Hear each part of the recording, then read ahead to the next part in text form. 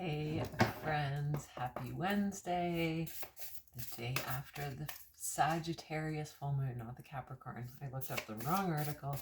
My brain was just in a total fog space. It felt like since, well, the weekend.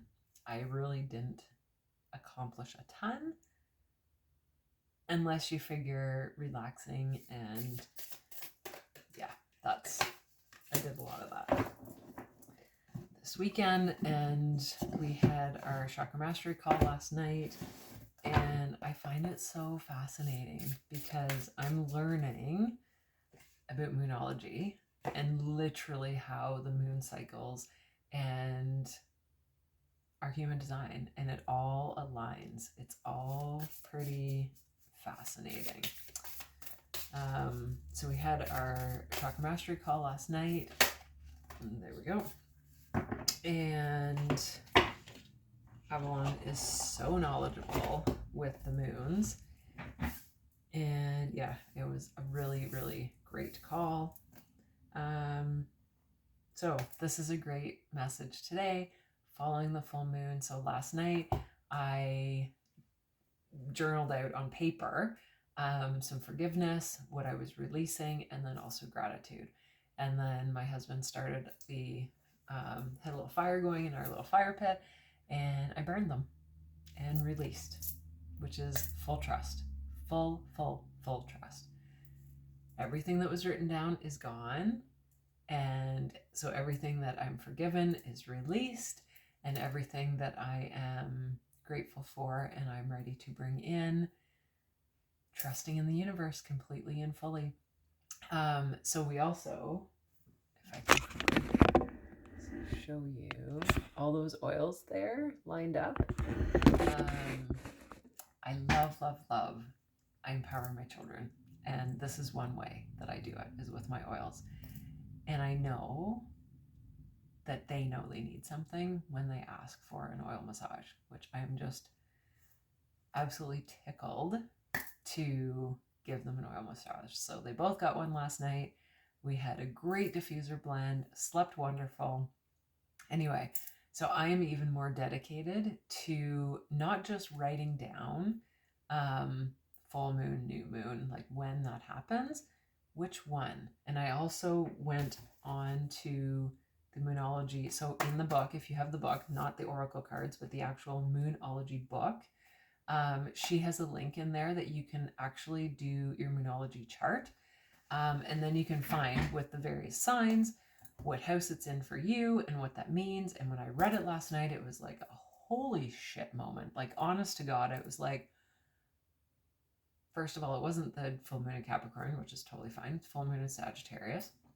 So when I found Sagittarius, which I think is in my 6th house, and started reading through, and it was like mind-blowing, like absolutely mind-blowing. So it was really fascinating, and it's really helped realign everything for me, and just, yeah. So I'm not surprised that loosen your grip, coping mechanisms, density, addiction, let God in, and believe in the impossible. So let me sit on this for just a moment, okay? So we're going to do believe in the impossible first.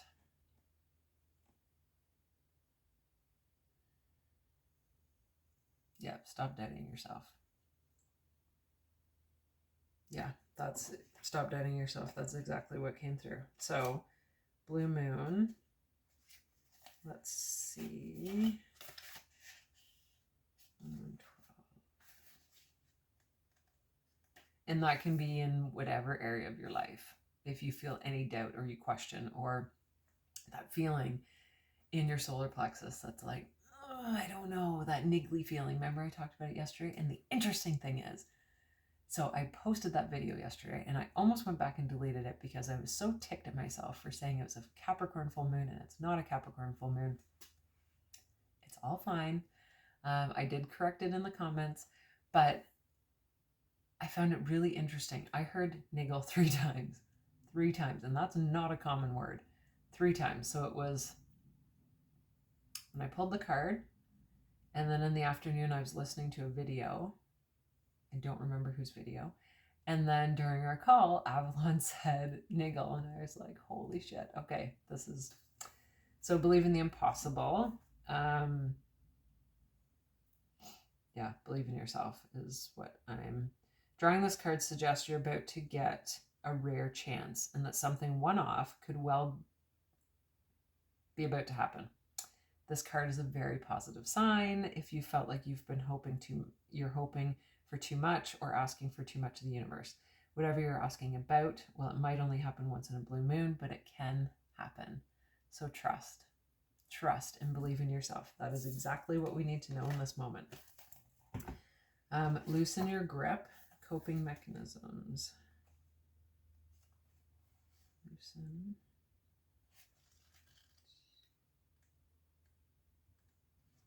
Okay.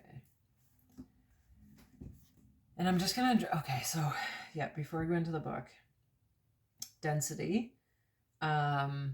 I was feeling very dense energy before the full moon, very like, and I couldn't really figure like why.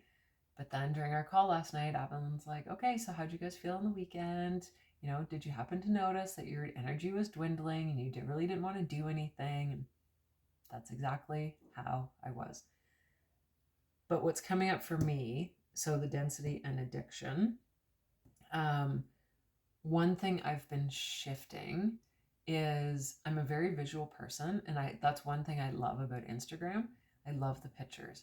I love not the reels are okay, but how do you know what's real and what's not? Like, well, I mean, really with pictures, how do you know what's real and what's not too? But the app is very addicting. Very. All of those social media apps are very addicting. And that's just something I want to kind of bring into everyone's consciousness, especially my own, because I've found if you sink down and realign within yourself, you're not looking for anything external. You're not looking for any external validation. You're not questioning yourself. You are believing in yourself, believing in the impossible. And it just feels right. It feels light and right. Whereas that app can just, it's good. I've met so many awesome people, a lot of like-minded people, especially as I continue to raise my frequency up. It's really great for that and staying connected, which is awesome. But there can just be some really shitty things on it. So just be aware of that and let God in. Let God in. I'm not saying religion. We're not talking religion. We will not talk religion on my channel. It's spirituality. There's no religion. If you have your own religious beliefs, great. All the power to you. I personally align spiritually, so I don't talk about religion. So, and it's a personal thing, right? So we're cyclic beings, and Mother Earth teaches us how to be human every day with the coming and going of the tides and the seasons. If you're clinging to anything, you're resisting the natural flow of who you are. The things we cling to are often those we need to let go of. The food, the substances, the relationship, the job, the people pleasing. Former people pleaser here. And let me tell you, as you start aligning with yourself and putting yourself first, it'll feel like you'll feel guilty. You'll feel fucking guilty, like crazy guilty. Don't. It's for you. The food, I'm actually going to post a video over on Instagram about goat cheese. So an oil lady that I know, she had posted that she put goat cheese goat feta, in her salad. And I messaged her and I said, did you happen to know that most commercially sold goat cheese contains milk, cow's milk? And she didn't. We didn't until, so both my husband and I have sensitivities to cow's milk. So we used to be huge cheese eaters, huge, loved cheese, loved it. That's been a major shift for us, major. So then we started buying more goat feta and the goat cheese, the soft goat cheese, right? And I was still reacting. And what happens is when I react, I get really mucusy in my throat and chest. My throat gets irritated. You would think you were sick. I used to think I was sick. It's not. It's not. That is what happens to me with a milk sensitivity and allergy. So we learned the one day I was using, I think it was a soft goat cheese, and the thought popped into my head, turn the goat cheese over and read the label. And at first I almost argued with myself, like, no, it's goat cheese. It says on the label, it's goat cheese. It's not. Turn over the label. Bacterial cultures means milk, goat, or not goat, cow's milk. And at first we were confused because it said milk. Well, obviously, if it's goat cheese, it's made from goat milk.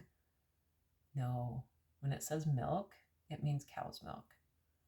So since then, we make our own goat cheese.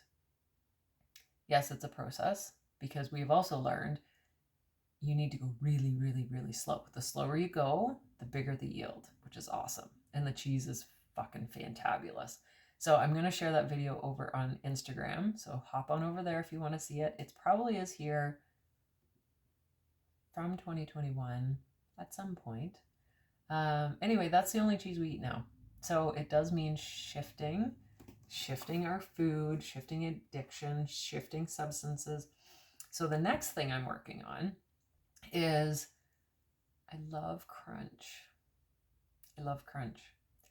So I was having before I was having a lot of chips and then corn chips. Can't do corn anymore, so that's fine.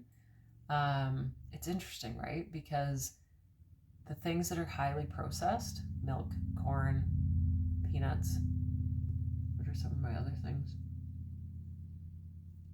Totally fallen out of my head, but another one is tomatoes. So I'm shifting. I'm still shifting because I learned all of this early 2020? 2021, I think. Or last year was kind of fucked up, but anyway. I think that's when, June 2021, I think. And then my kids and husband were in October, they learned it. Yeah. So the things we often cling to. So I've shifted. So then I was having popcorn. Can't do corn. So can't do popcorn. Right? So then it was like, okay, let's find a healthier chip. My body's just, anything soaked in oil, my body's like, fuck no. Even if it's avocado oil. So I've been slightly bummed, but I'm taking this as my sign. The things I'm clinging to, which my crunch, I love chips. So then I started eating, it's like a rice cracker chip from Costco, Flourish, their kale, Brussels sprouts, and something else. Well, then I noticed I was having like a lot of internal gas. What the fuck's going on? Brussels sprouts. It's a high FODMAP food. I already know if I have fresh Brussels sprouts, it reacts that I do get more gassy and uncomfortable and bloated. So, yes, here we are. What are you clinging to for fear of nothing coming to take its place? I guess we're not restocking the cupboard with chips. Because that's one thing that it's for all that I can remember. For all I can remember. Chips have always been like that crunch. It's so good. But here we are shifting, and that's okay. Totally okay. Yeah. So loosening your grip doesn't mean that what you're clinging to will go away. It may, or it might stay. But you can be sure that what is for you will find you. And you'll breathe easier knowing that you've shifted from relying on your own strength to surrendering to the grace of life. Great message and great reminder for me. And one more thing I wanted to share. I feel so much better when I get up in the morning and go through my journal. And it literally does not take long. And it's so incredible when I use this Rise and Rest journal in the morning and at night. I feel my best when I start my day. It's never the same thing. It's never the same thing every day. I used to have it in my head that you need to have a routine. You need to do this and then this and then this and then this and then fuck that. Fuck that. No. The best way I start my day is getting up and following my intuition.